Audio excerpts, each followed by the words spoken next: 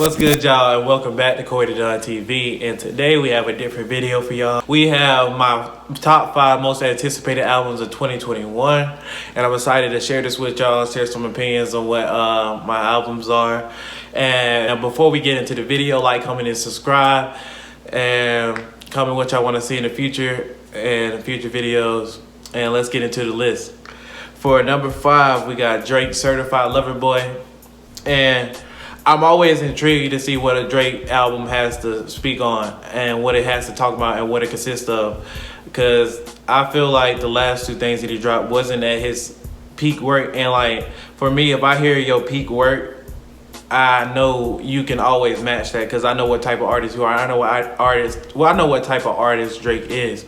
So for Dark Lane, the Dark Lane demos were all right, but they weren't really for me. They didn't resonate with me. Like Scorpion and the Dark Lane demos didn't resonate with me like Nothing Was the Same did or Take Care did. These are 2 albums that you can listen to from top to bottom. But I understand why I do understand why you really can't hit that level again or even get close to like topping those albums because you're not really experiencing the things you were back then as you were now. And as you grow, you have different things to talk about. So number 4 would be SZA.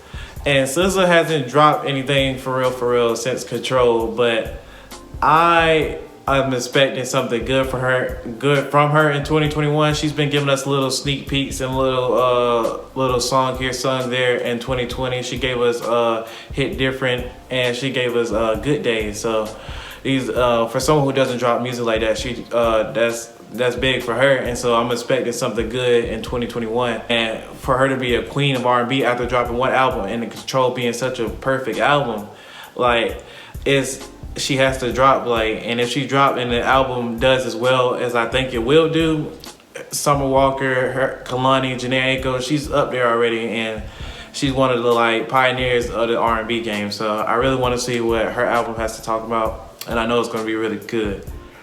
Number 3, Black. Black's last album was East Atlanta Love Letter, and he also dropped something in the summer, 6-piece hot EPs.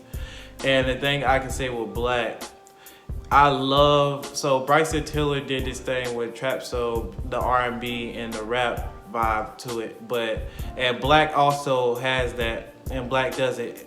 And I feel like Black has perfected it, and he does it so well. Like when you hear his beats, it's like a trap beat with an R&B feel to it, and he flows on the beat so well. Any beat that I've ever seen or heard him on, he flows well, and he always adapts to it. And that's one thing I can say about him as an R&B artist, that he does better than anybody.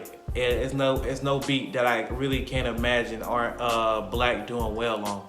So that's it. So number 2, Kendrick Lamar. Kendrick has not dropped anything album related since 2017, since he dropped his studio album, Damn.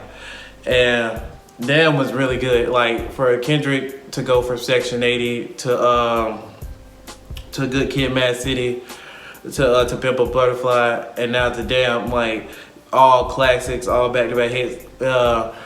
I want to see, I know he still has it, but I just want to see how much the time has gave him to actually create this album or what he's going to do with it. Kendrick hasn't really dropped anything outside of the features with Busta Rhymes, that he had, but I'm really expecting that album to be great as it always is, and it's going to debut at number 1, and he's going to have all his records come with it, but I know it's going to be a classic, and I'm ready to hear it and ready to see what he got to bring.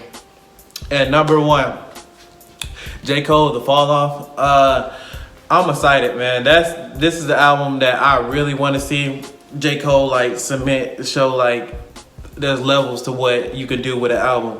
I think J. Cole has got a bad rep with his last 2 albums, although I thought they were good from what I hear from other people, like with KOD and For Your Eyes Only. For Your Eyes Only being that it was for another person and it wasn't really an album pertaining to his situation, and KOD being a message for youth and rappers that are coming up. It didn't really reside well with the fans, but for me it was a perfect album. Two of two of the better albums that I've heard him make, and I think it's going to take time for those albums to kind of reside with people.